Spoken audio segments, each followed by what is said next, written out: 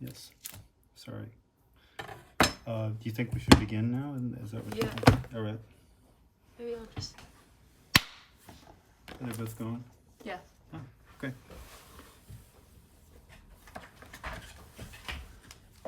Happy Tuesday. Okay. I think it was pretty cool to see how these expressions, the little ball of the chin, the mouth, the nose, is going to work with these eyes. So I want to work to overemphasize the eyes that are coming. These are the cheeks, and eyes are the single other most important thing besides the mouth. Probably almost more important. And usually that's where I start. And I'll build downward from the eyes usually. So you can tell where we're headed by how we got from these shapes to here. I mean, it's a catch-up. This is the witness mark from last night showing the smile that's buried inside that section. And these are the sort of proofs. I'm going to move this off now and have a little more room to work.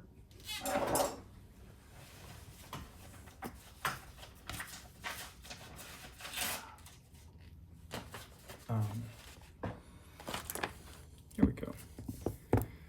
All right, eyeballs.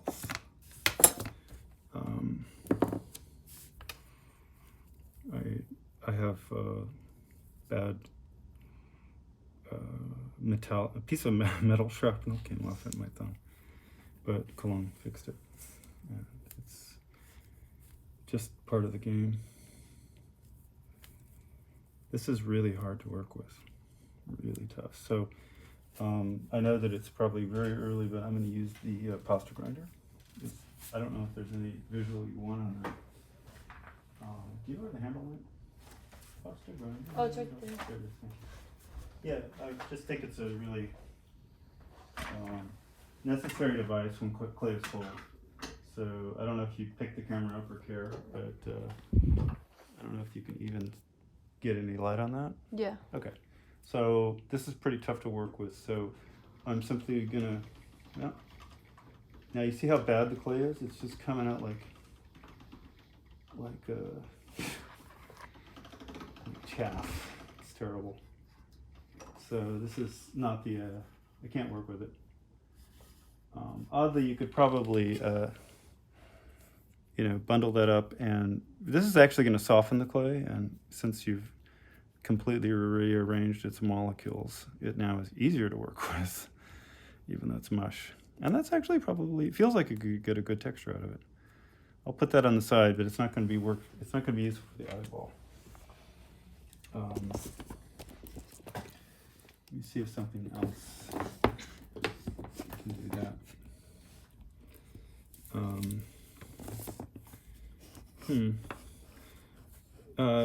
Usually the simplest explanation of an eyeball is pigs in the blanket in the center, and then a sort of spiraling beach ball effect on the outside.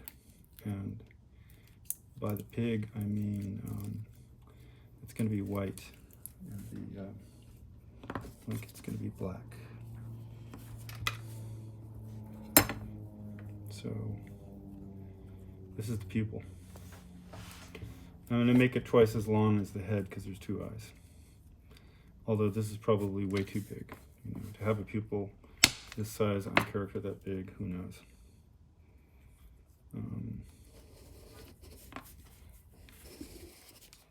How's it doing? You want to pause? No, it's fine. Okay. This is classic clay 101, by the way. I don't know if you sat around and done this. I'll roll out little snakes. But this is what I learned to do at age 5. It's not that easy to do because you're trying to keep when you first unpracticed try it, you'll see it'll blob all over the place. But I'm able to get a really consistent or fairly consistent tube out of these things now. And this is only because I've done it 1,000 million times since I was 5. But that's something you're going to have to, get good at. Anybody who tries this. So this is the pupil this is the sort of hot iris is the white dot. I'm gonna wrap it now. You can see the blanket is going around the center. And it didn't complete completely, so I'm gonna call that sauce, and I'm not gonna attempt to fix it. But what I will do is I'm gonna create sort of a crescent moon second highlight in the eye. Oops, there's plastic left on this piece of clay.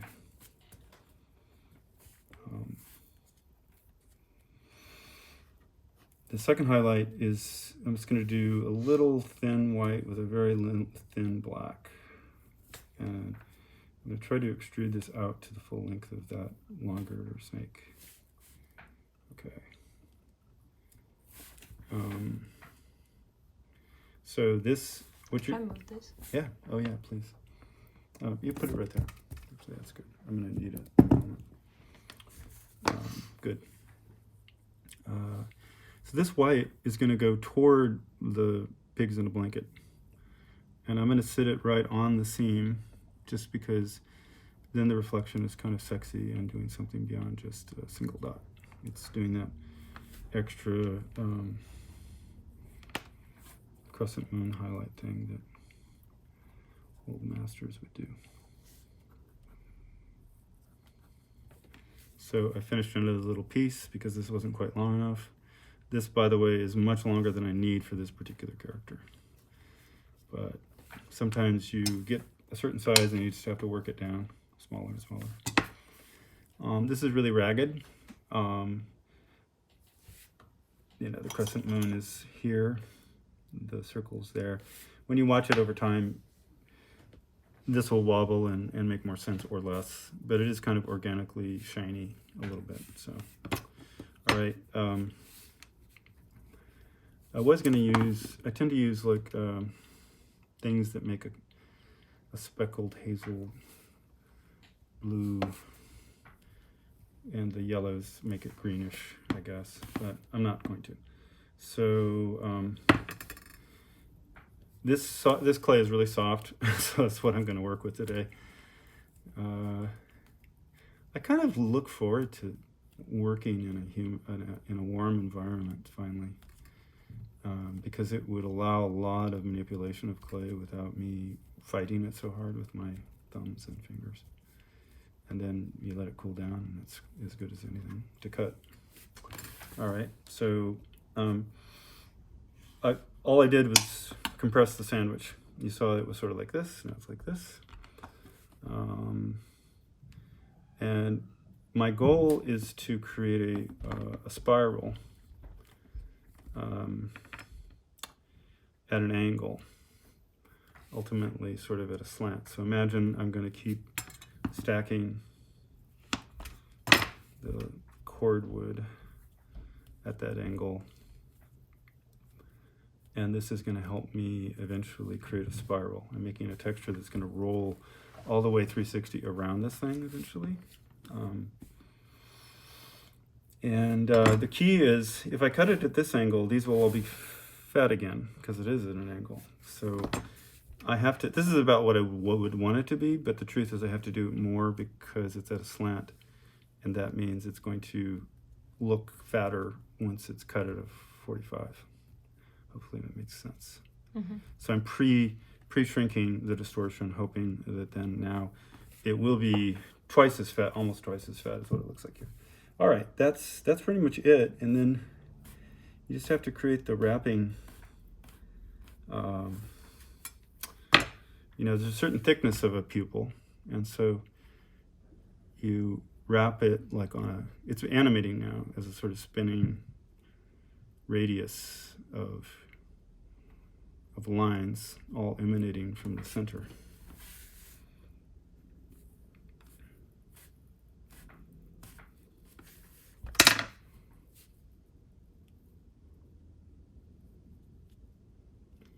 And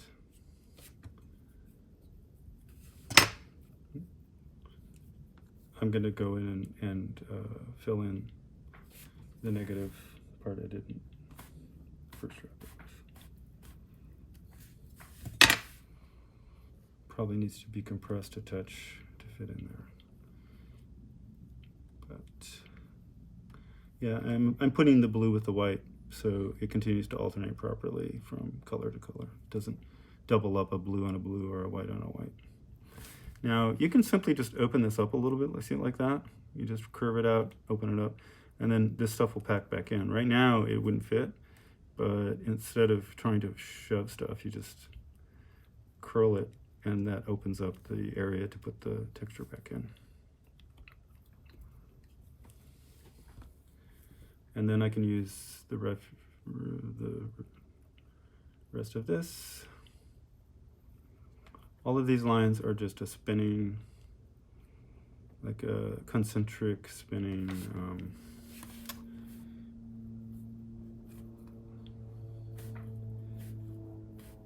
I don't know how to, you'll see it's going to be morphic but fairly delic. You know, the lines are kind of delic, but it's wobbly, so it's morphic. So generally you can see how all of the lines are trying to actually spindle out, and in animation they will be ripping at a fairly fast speed. And this is at the butt end of the Pigs in a Blanket, so it's not very clear, but that's more like it. So you see the half moon, the crescent moon, and the dot in the middle, and then all this highly energetic animation now in the eyeball. Now, question is how big of you know, eye is coming on. And he could be super excited or super horrified, probably both, since he has 3 emotions: beginning, middle, and beginning. So I'm going to I think the top camera stopped on me. oh.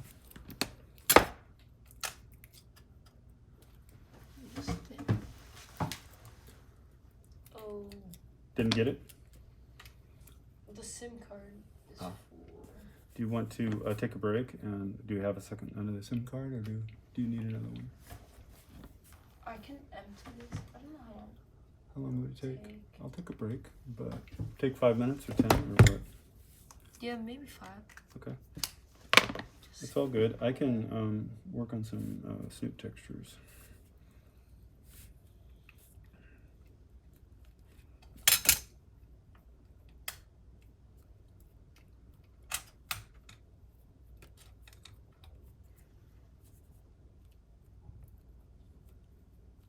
You were looking at it and the light just went off, or do you think it could have been off the whole time? I just heard it turn on. Okay. Actually, I don't think I have any. An extra sim? Or a reader? Yeah. Okay. Convert. Show me how big of a card is in that thing. Okay.